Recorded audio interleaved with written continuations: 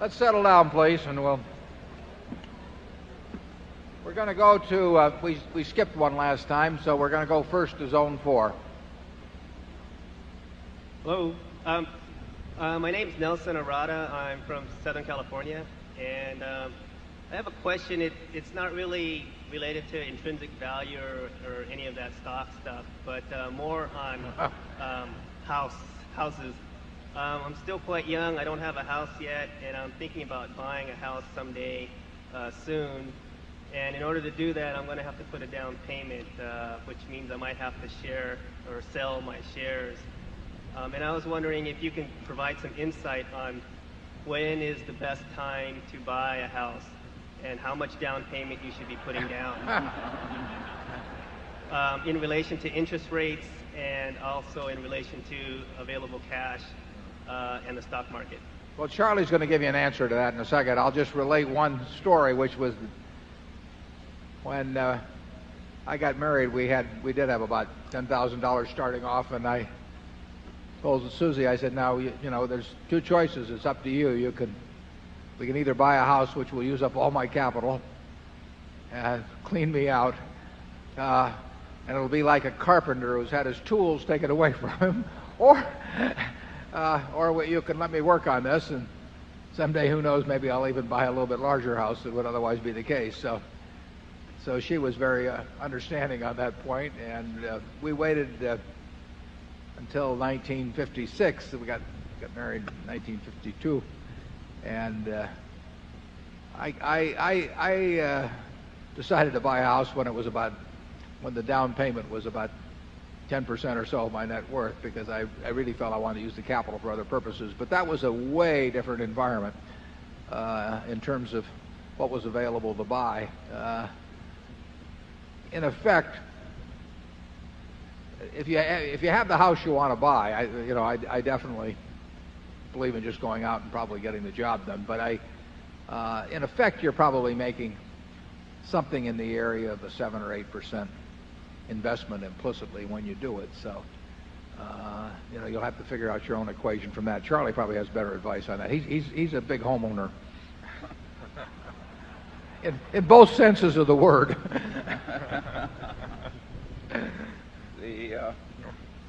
I think the time to buy a house is when you need one. And when do you need one? Well, I have very old-fashioned ideas on that too. The single people, I don't care if they ever get a house.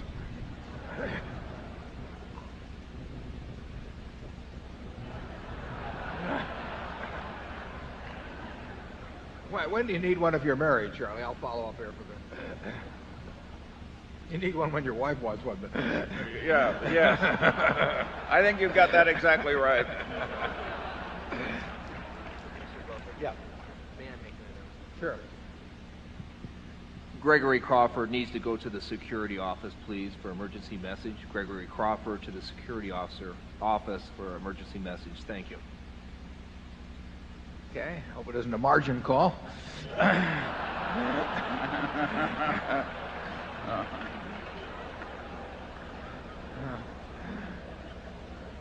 Okay, we'll go to Zone 1, please. I'm Ralph Pfeffer from Phoenix, Arizona. The question I'm going to ask does not pertain to Berkshire Hathaway, but I would appreciate it if you gentlemen, if you can, explain the justification and rationalization for the exorbitant salaries, bonuses, perks, directors' fees, and other benefits that most public corporations are paying. Well, I would say this. In my own view, the most exorbitant are not necessarily the biggest numbers. What really bothers me is when companies pay a lot of money for mediocrity, and that happens all too often. But we have no quarrel in our subsidiaries, for example, for paying a lot of money for outstanding performance. I mean, we get it back 10 or 20 or 50 for one. And similarly, in public companies, we think that there have been managers and are managers who have taken companies to many, many, many billions of market value, more than would have happened with virtually anyone else. And they sometimes take a lot of money for that. Sometimes, as in the case of Tom Murphy at Cap Cities, it just didn't make a difference to him. I mean, he performed in a way that would have justified huge sums, but it wasn't. I mean, he would tell you that he had all the money he needed, and he just didn't care to take what the market might bear.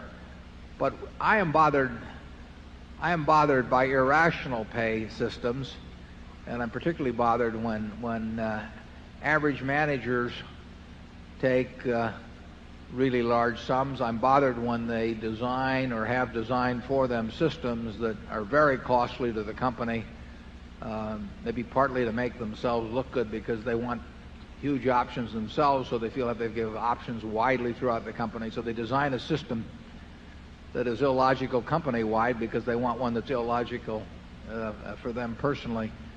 But large sums per se don't bother me. I'm not saying, whether any individual might want to take them or not. But I do not mind paying a lot of money for performance. It's done in athletics, it's done in entertainment, but in business, the people who are the 200 hitters and the people who would not attract a crowd as an entertainer have worked it out so that, I mean, the system has evolved in such a way that many of them take huge sums, and I think that's obscene, but I can tell you there isn't much you can do about it.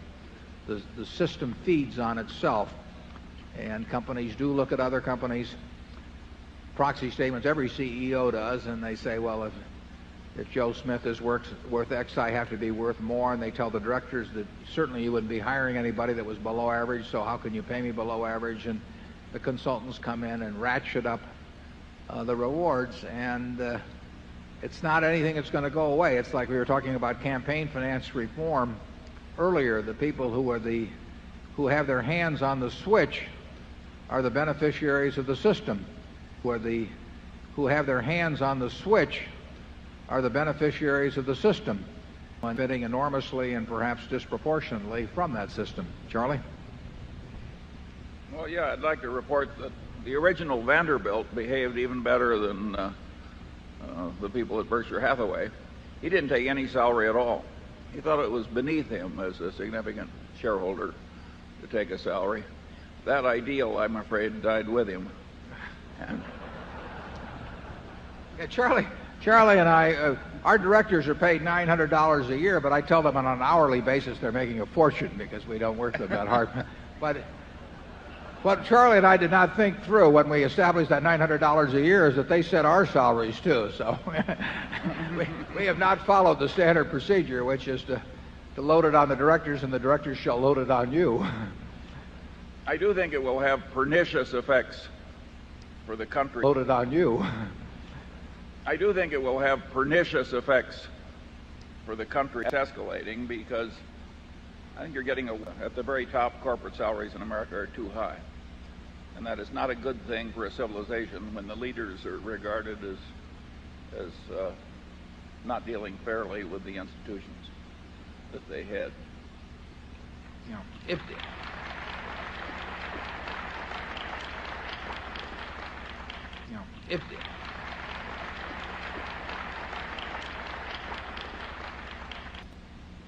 All I can say is that prostitution would be a step up for them.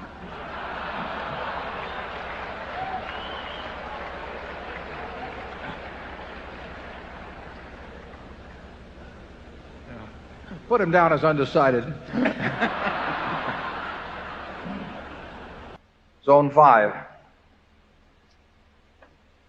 Hello, Mr. Buffett and Mr. Munger. My name is James Claus from New York City, and I just wanted to ask you a question. Both you and Mr. Munger have repeatedly said that you don't believe that business valuation is being taught correctly at our universities. And as a PhD student at Columbia Business School, that troubles me understandably, because in a couple of years I'll be joining the ranks of those teaching business valuation. My question isn't what sources such as Graham or Fisher or Mr. Munger's talks you would point people that are teaching business valuation to, but do you have any counsel about the techniques of teaching business valuation? Well, I was lucky. I had a sensational teacher in Ben Graham, and we had a course there. There's at least one fellow out in the audience here that attended with me, and just Ben made it terribly interesting. What we did was we walked into that class and we valued companies, and he had various little games he would play with us. Sometimes he would have us evaluate company A and company B with a whole bunch of figures, and then we would find out that A and B were the same company at different points in its history, for example. And there were a lot of little games he played to get us to think about what were the key variables and, you know, how could we go off the track. I remember one time Ben met with Charlie and me and about 9 or so other people down in San Diego in 1968 or so, and he gave all of us a little true-false test, and we all thought we were pretty smart. We all flunked, but that was his way of teaching us that a smart man playing his own game and working at fooling you could do a pretty good job at it.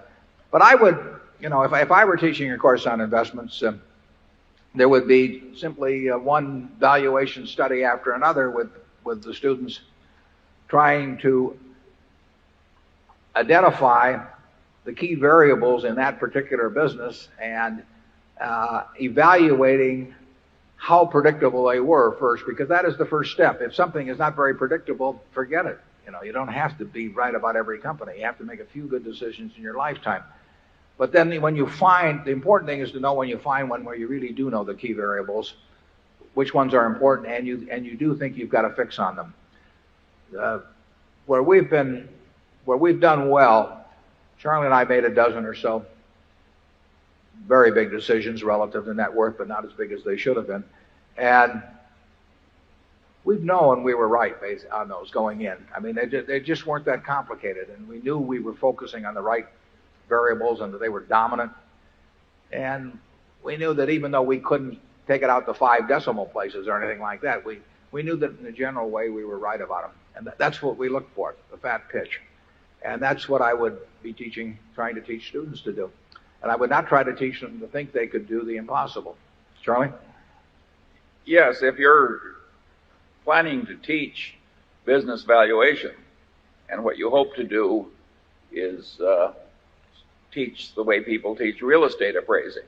So you can take any company, and your students, after studying your course, will be able to give you an appraisal of that company, which will indicate really its future prospects compared to its market price. I think you're attempting the impossible. Yeah, probably on the final exam, I would take an internet company, and I would say the final exam, the question is, how much is this worth? And anybody that gave me an answer, I would flunk. Right.